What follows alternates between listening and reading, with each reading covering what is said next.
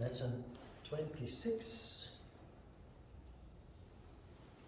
We continue reading from the Hatha Yoga Pradipika, chapter 1. And we have arrived at Sutra 33. The asanas propounded by Shiva are 84 in number. Of those, I shall describe 4, which are the quintessence. Something very special is happening here. We had a number of asanas who were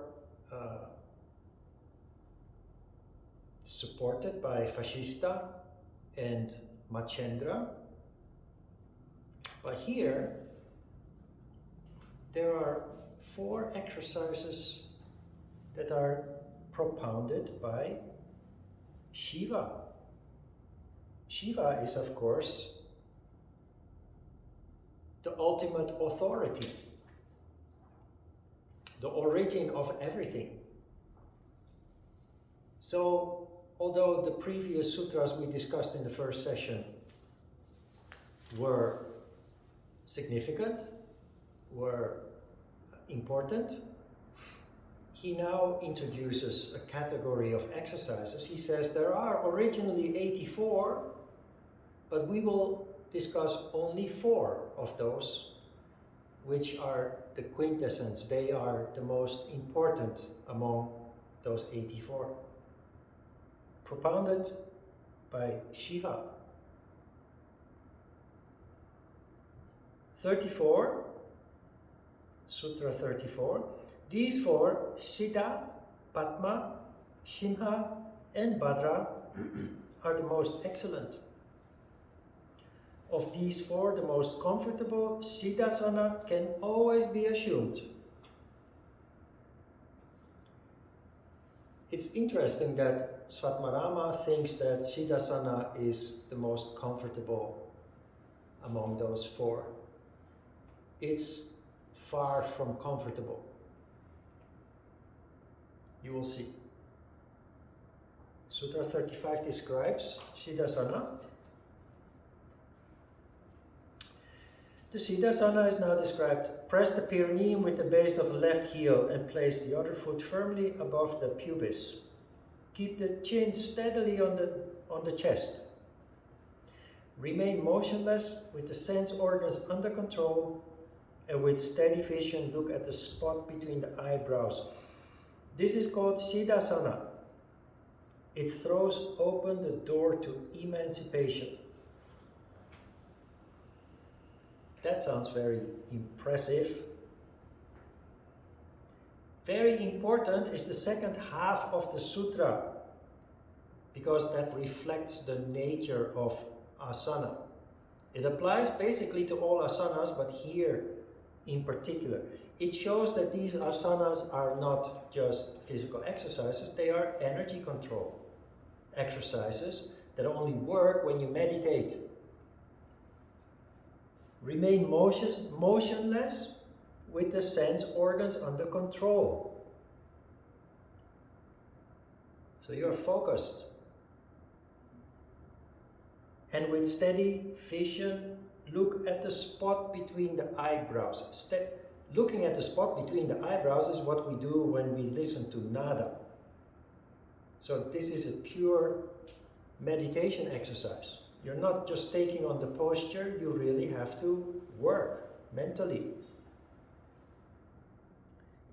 These 4 exercises particularly are very powerful Kundalini exercises. Then of course, as you have learned with pranayama, you can manipulate energy. In Siddhasana, you visualize large amounts of energy rising up from the bottom. This is how it works, and I will explain why you do something weird like this. The sutra describes that you sit on your left heel, the heel in the groin, between, for a man it's between the root of the penis and the anus, for a woman it is between the entrance of the vagina and the anus. And the other foot, if you can, half lotus. If that is difficult, you put your foot down. So if you can, half lotus. Svatmarama said this is the most comfortable among those four. It's not, it's actually the most uncomfortable one. But there's a reason why you do this. Sitting on your heel. Let's first do the exercise. You sit straight, you tuck in your chin, you close your eyes, listen to nada. Then when you become quiet and focused, you visualize energy rising up from the bottom. Large amounts of energy rising up.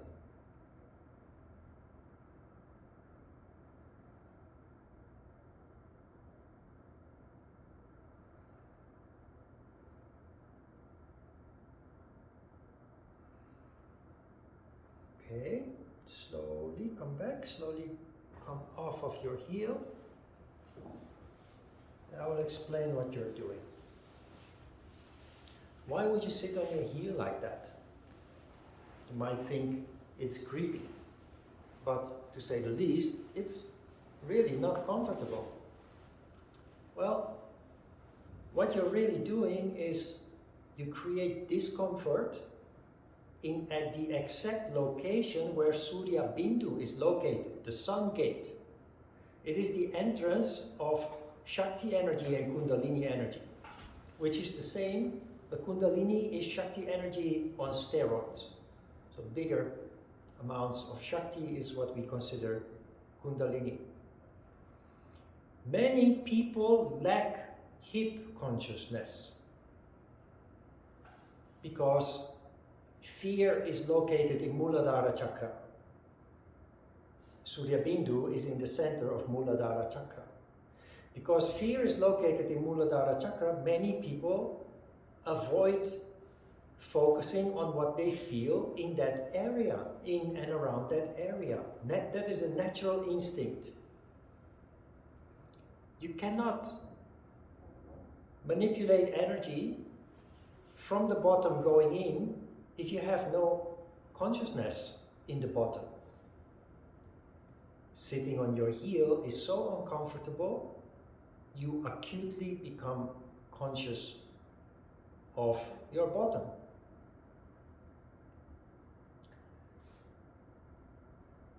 In practice, this exercise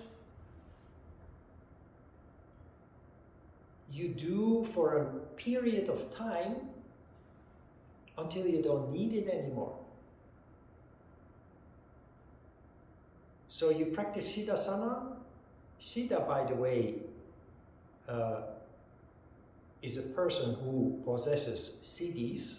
That is the interesting thing of this exercise, is that it promises the development of supernatural paranormal abilities.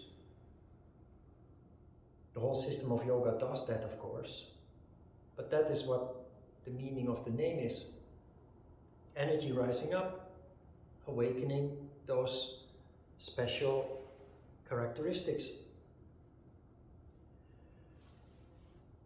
In the beginning, it is necessary to sit on your heel and undergo the discomfort to not allow you to ignore the location where that energy rises up. After a while, it has fulfilled its purpose. If you do the exercise on a fairly regular basis, you naturally are able to have your consciousness in your bottom and focus on energy rising up, which is then also the point that it's not necessary anymore to take on such an uncomfortable position in Siddhasana. A very significant pose that is on the schedule of this course. It will appear on the schedule in a couple of weeks. You will see. But remember, this is not just a physical pose. Generally, asana is not a physical pose, but here, very specifically, he instructs us to approach this as a meditation rather than a physical posture. It throws open the door to emancipation. What is emancipation? Emancipation is a form of liberation. When you have been conditioned to live according to what your parents told you, to live in accordance with what the government demands from you. Your education has conditioned you in ways. Your culture has conditioned you in ways. It's not good, it's not bad, but you are in fact a prisoner of that conditioning. The real you, your true self, your real characteristics cannot manifest in such a conditioned way. Emancipation means that you slowly but certainly, you come out of your cave, so to speak.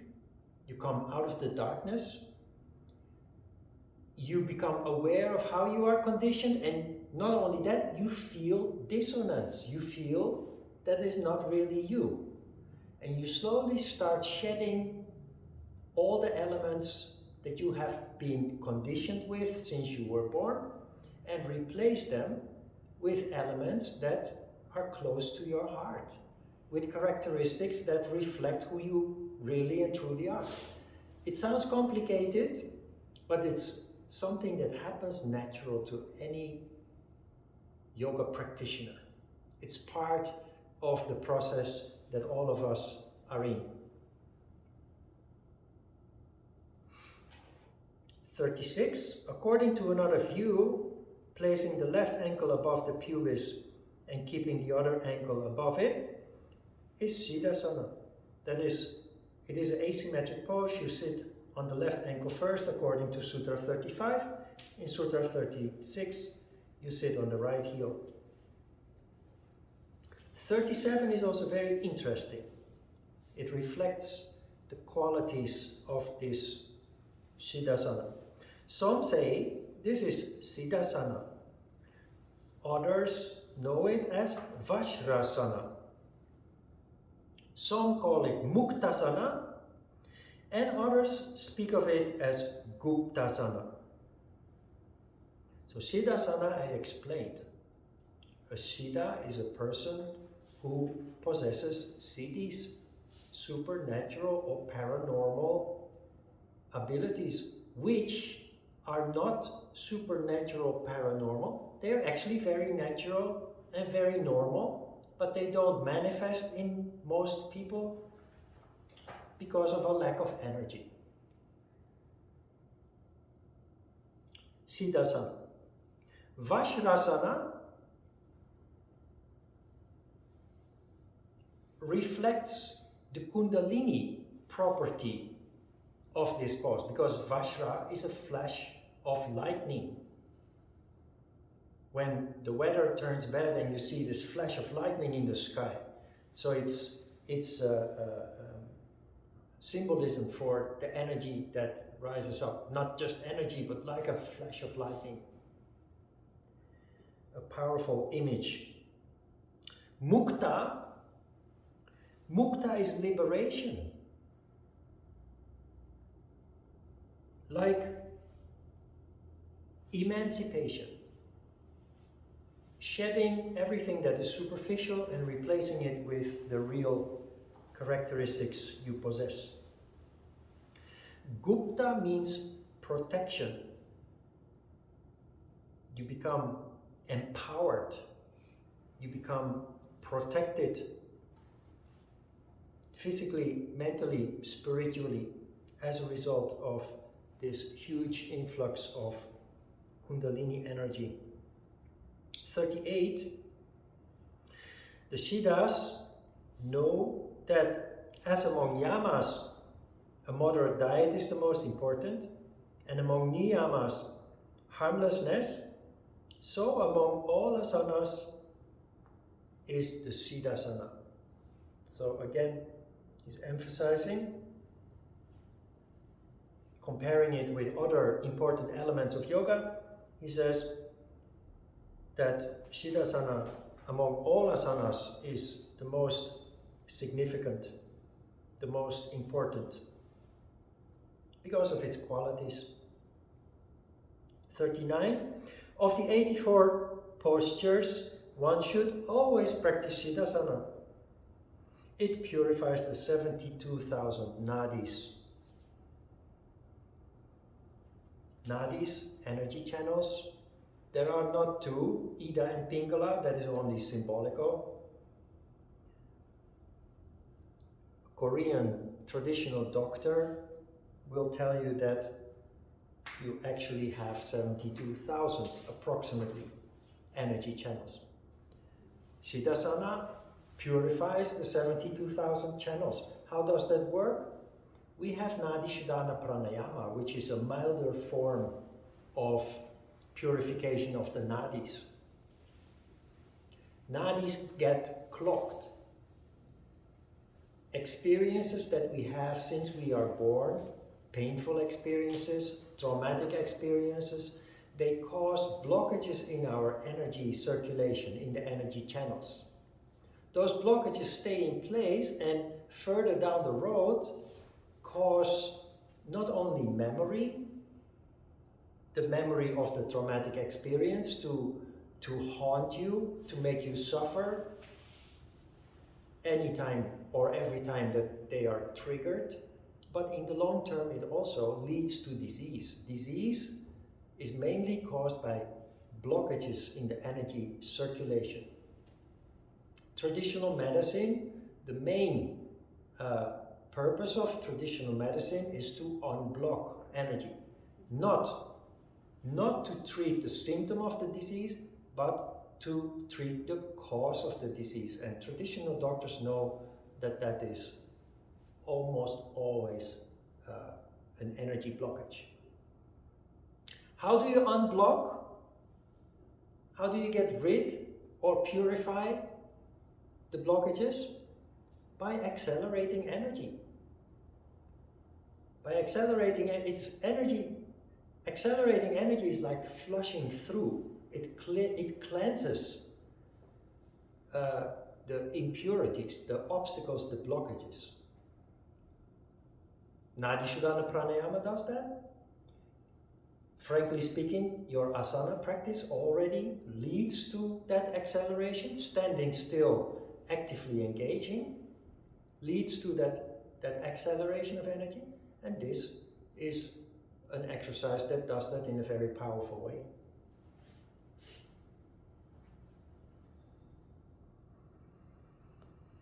"40.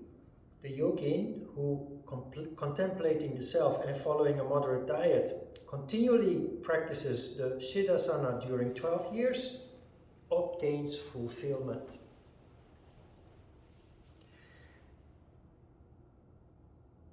Tradition has it that if you practice Hatha Yoga, which means the whole package, framework,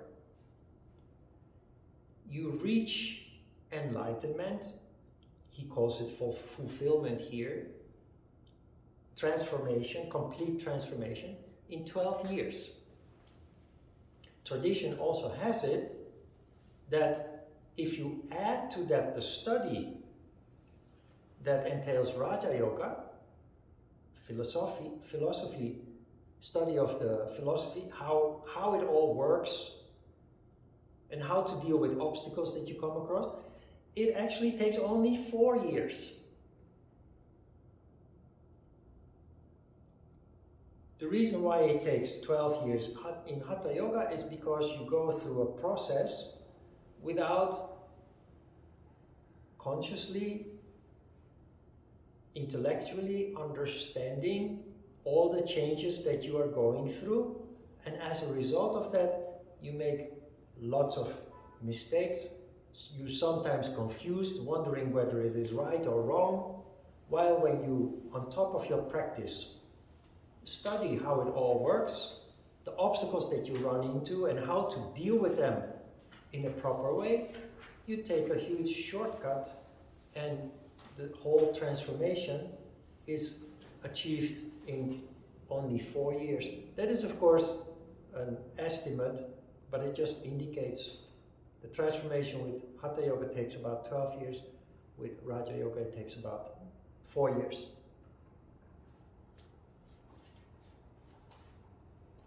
(41) When the Siddhasana is mastered, of what use are the various other asanas?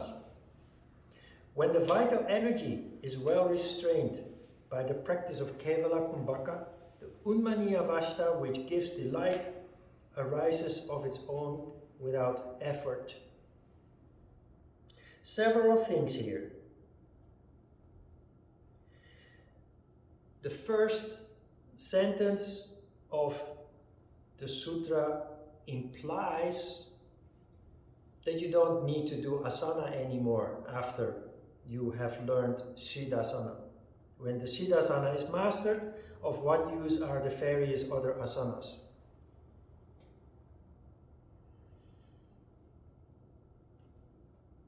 I have been involved in practicing yoga for 40 years approximately, and I've always felt that when I have a daily routine, whenever I slack off, when I move house or get busy with some things that I'm distracted and I cannot practice for a couple of days or weeks, I always feel that my condition is changing. What is tricky about this sutra is that many authorities in yoga, people who have been practicing yoga for years, they say, I am transformed. I don't have to do it anymore. I just, based on my own experience, don't agree with that. Yes, the transformation is there, has taken place and is irreversible, but that does not mean that your condition can change. Because vital energy is generated, is not something that occurs spontaneously. And it's generated by you doing your routine on a regular basis. That is how you stay in shape when you practice any kind of sports, and it works exactly the same way in yoga. When you stop exercising, your condition just weakens. And that applies also to the amount of vital energy that you possess.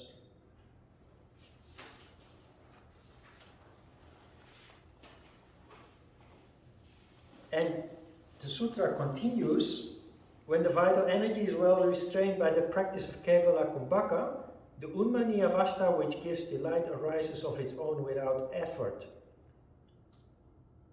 Unmaniya Vashta is the condition in which you have started functioning in the crown chakra.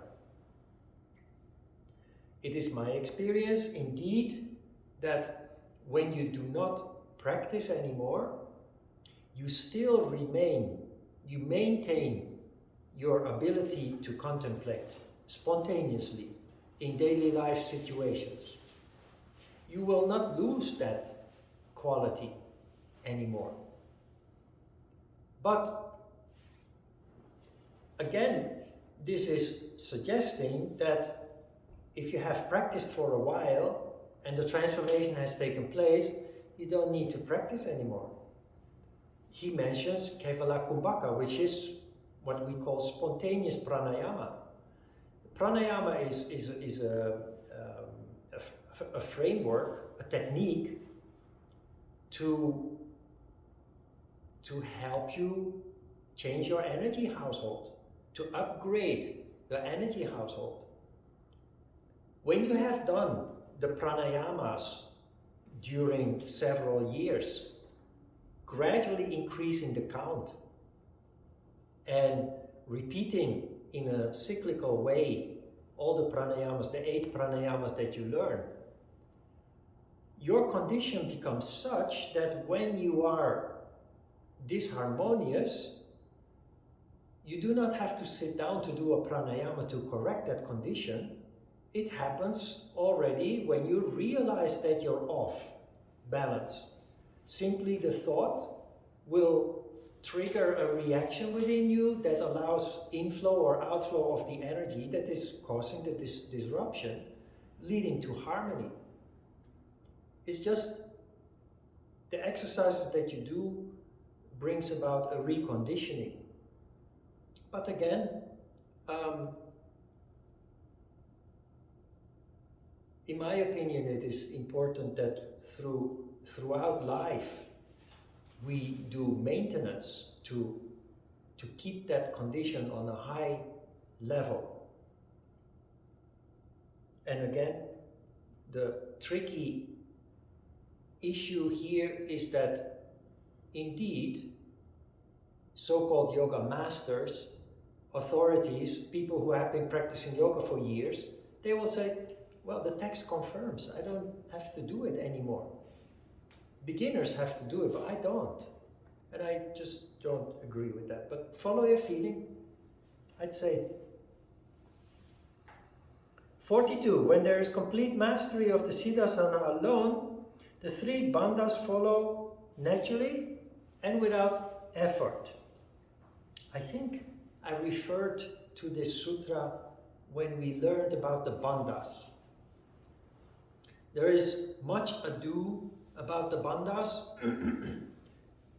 Many yoga practitioners have heard something about the bandhas and they approach them in a very mysterious way. And are we going to learn the bandhas? And I basically told you bandhas, they are subtle and they actually happen as a result of you sitting in a proper meditation pose.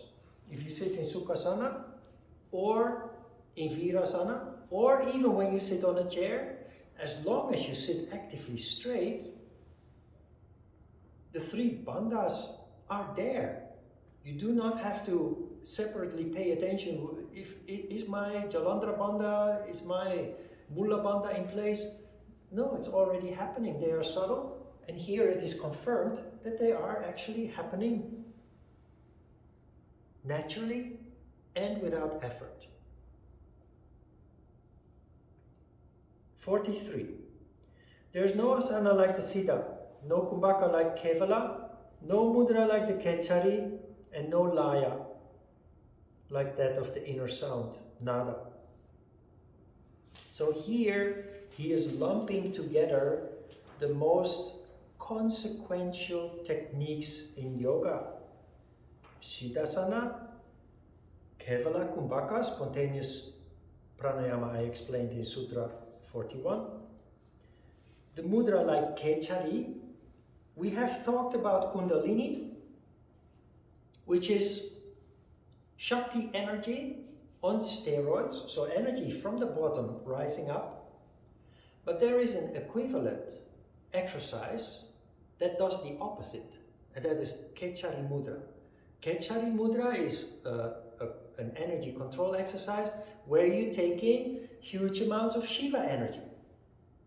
So it's the equivalent of Kundalini, but then on the other side of the spectrum.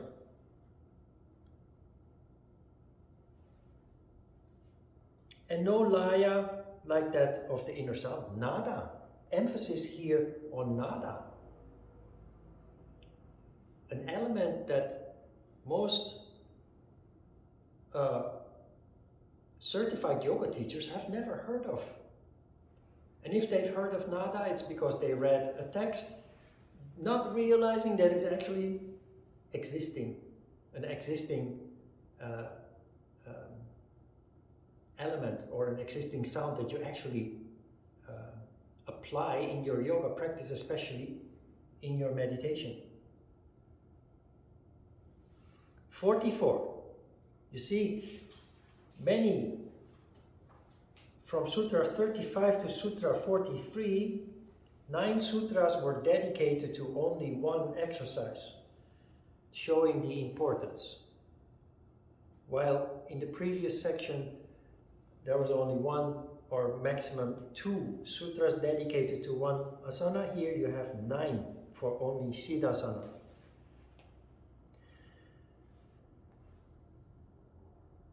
44. Then the Padmasana is described. Place the right foot on the left thigh and the left foot on the right thigh. Cross the hands behind the back and firmly take hold of the toes. Place the chin on the chest and look at the tip of the nose. This is called Padmasana. It destroys the diseases of the self-restraint. Padmasana, that is the lotus pose.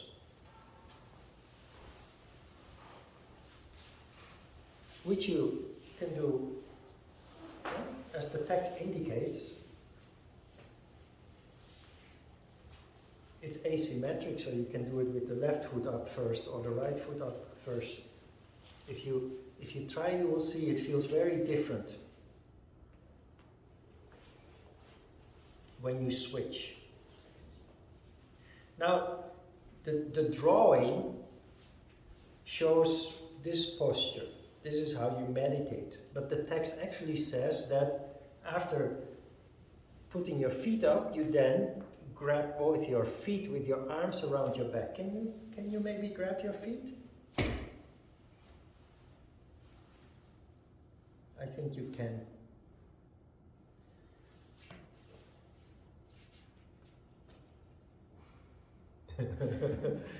But as a meditation pose, you do not put your arms around your back. Again here, he says, place the chin on the chest, which means that you're applying the throat lock. And you look at the tip of the nose. Well, if you look at the tip of your nose, it becomes funny because your eyes cross. And you don't do that literally. The nose represents which sense? Smell. Smell is the root chakra, Muladhara chakra, which is at the center of all the other chakras.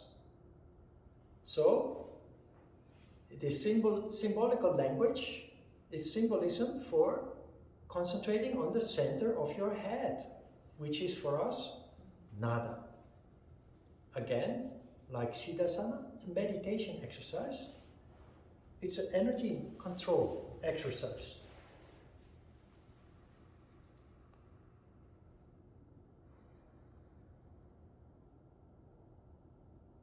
When I was in my 20s,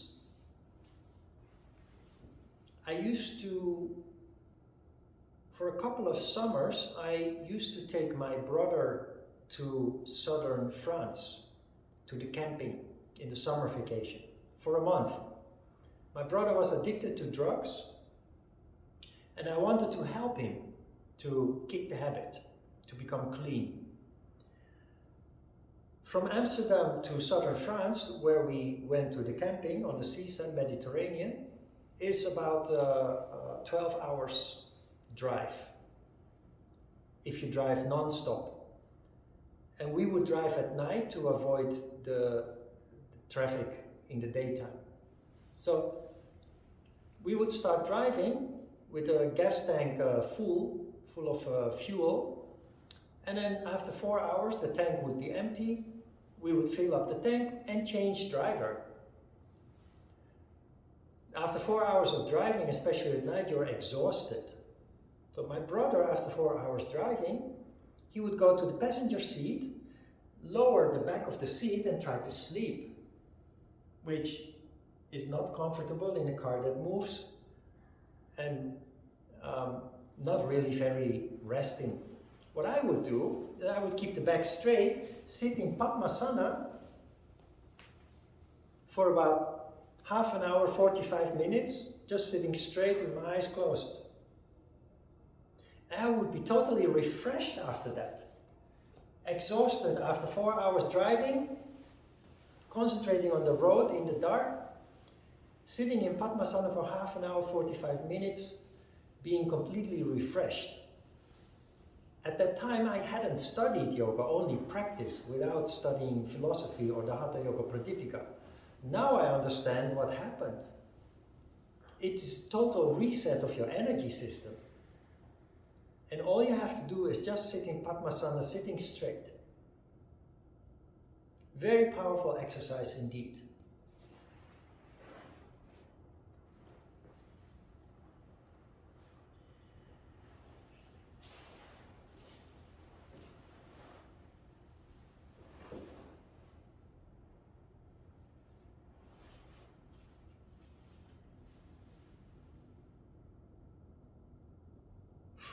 45, 46. Another view. Place the feet with the necessary effort, soles up on the opposite thighs, and place the hands, palms facing upwards between the thighs. Direct the eyes to the tip of the nose and place the tip of the tongue at the root of the front teeth. The chin on the chest, and slowly raise upwards the prana. Ignore the last part in between square brackets that says by contracting the anus in the Mula Bandha.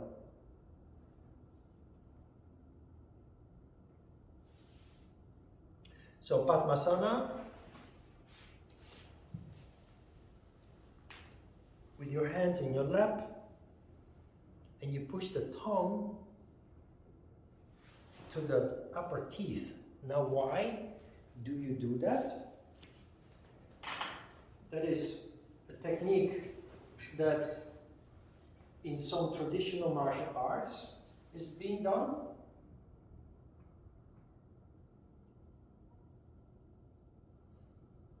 This is the upper body.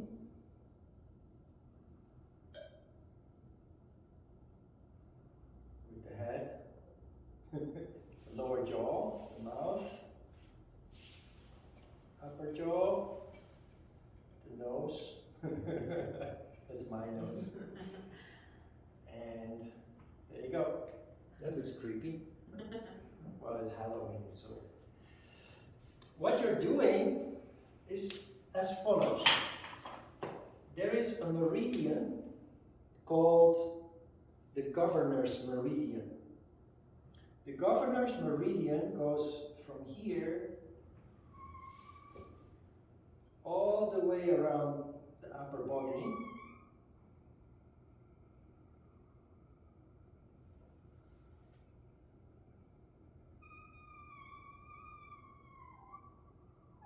Uninterrupted until it reaches the mouth.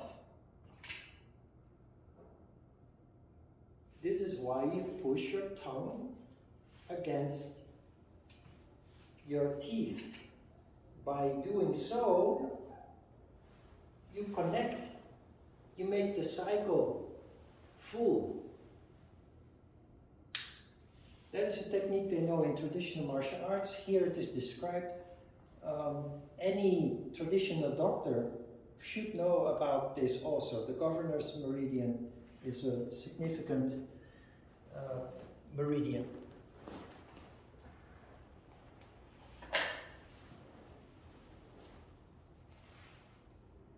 And again, you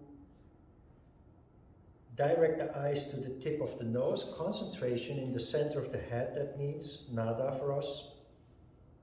You also put the chin on the chest, so you apply Jalandhara Bandha. And specifically, you are told here to let apana race. Apana, prana. Prana is energy. So it's not just an exercise, it's not just a meditation. You're specifically told here to let apana, prana rise. Energy from the bottom going up. 47, this is called Padmasana.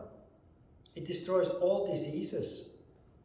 Ordinary persons cannot attain it. Only the intelligent on the earth attain it. Now, this is funny. You know, have you ever been around in spiritual circles, spiritual communities? You always sense a little bit of arrogance. Not from everybody, but people feel special, people feel privileged, people feel better than others. I totally don't agree with that, but this explains why. A sutra like this, when you take it literally, leads to people thinking that they are chosen ones. Chosen by the divine, or whatever they make of it. Of course, your ego likes to think like that. But this is, again, symbolical language. Normal person who is not initiated into yoga cannot make this work. These techniques, these phenomena brought about by these techniques, the healing properties, the increase of vitality, they do not occur in people who do not know these techniques. The intelligent one does not distinguish you in a way that you are superior or better than others. No, the intelligent one is the person who has proper initiation from a yoga master who themselves have been properly initiated. So the intelligent one is the one who has insight into the secrets of yoga. That's all that it means. That means anybody who learns yoga properly from somebody who understands the secrets in yoga.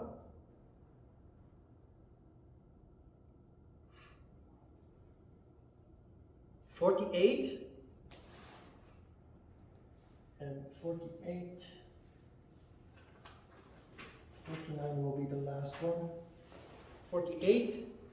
Assuming well the Padmasana with the palms one upon the other, fix the chin firmly upon the chest. The translator wrongly translated the Dutch word for chest. He translated it as breast, which is actually a little bit funny. If only he realized it. Fix the chin firmly upon the chest and contemplating in the mind, repeatedly raise the apana upwards and bring the prana just drawn in downwards. We have seen this phenomenon 2 times before, where you were told not to only let energy rise, but to also let energy descend, which, when balanced, is reflected by the Star of David, symbolically reflected by the Star of David, which is like the Yin and Yang model, is a model that represents harmony, but not just harmony, harmony in the heart, which is the highest level of development for the human being. That is, that the heart is open, like the burning heart of Jesus Christ.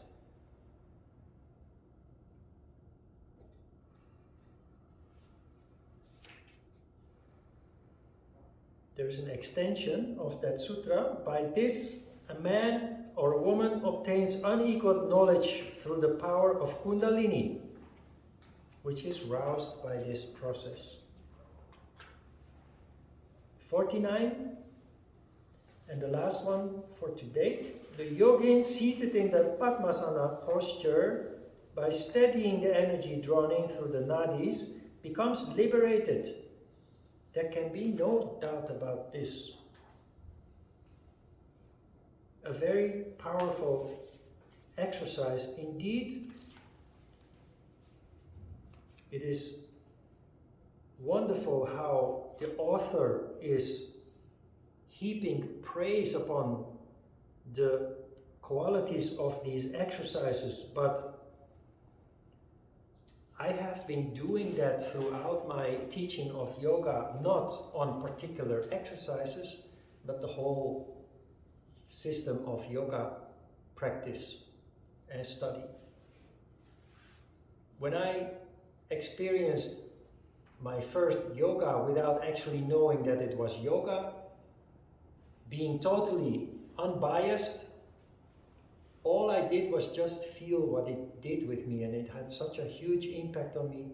It felt so amazingly good that I immediately went to the library and got a book and started practicing that very evening, and have never stopped practicing ever since then. And all those wonderful things described for Siddhasana and Padmasana, it is all the exercises together that do the same. They are not inferior to the 2 exercises of which the author has heaped so much praise upon. It is the whole system of yoga really that does the work, the amazing, the healing, the transforming, the opening up of consciousness. And many people find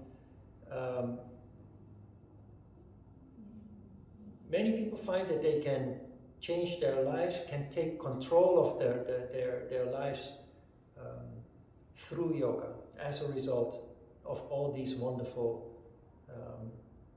qualities that the author is promising. And I can only confirm that there's no exaggeration there. Questions? Yeah. How is your, you were talking about your daily practice, like your daily habits for your yoga practice. Can you tell us? Can I what? Can you tell us? Yeah, it's on a YouTube channel. Your personal yoga practice? Yeah. Oh. There's so many videos. If you go to one of the other, I made a playlist, so your videos end up in your playlist. But if you go to another playlist, the last video is my daily routine. I know, but I mean, like, do you, for example, do you practice yoga as soon as you wake up, or do you do it like mornings and evenings, or how? No, I do it in the morning. I do it in the morning. You found that morning was best for you, not for evening so much. Yeah, just when I started practicing yoga, I practice yoga every evening before going to sleep. But that's just not practical anymore. I have for many years taught yoga early in the morning, because the teachers that I hired at that time in the studio, they would only take the classes that they found convenient and comfortable. So I took the early morning classes. Also late evening classes they didn't like, but I can't do early morning and late evening. That is just not healthy. So I've gotten used to doing yoga for many years, for like the last 15 years or so. And so it just fits nicely into the daily routine. And then the evening I just use for, I have 2 dogs, I have to walk them after dinner, and then I take a hot bath, a cold shower, and I go to sleep, basically. But yoga, when you practice in the evening, it gives you a very deep, nurturing sleep. But you have to be careful when you practice in the evening, that you practice very mellow. Otherwise, just like when you go to the gym, people who are busy but want to exercise, they have discipline, so they go to the gym after work. But when you exercise, your body needs, you are in a rajas condition and your body needs 3-4 hours to cool down. So even though you're exhausted because you worked all day and then you exercised, but then you go home, you have dinner and you take a shower and you go to bed, you can't sleep. You're exhausted, but your eyes are wide open, you just can't sleep. Your body needs to wind down and it takes hours.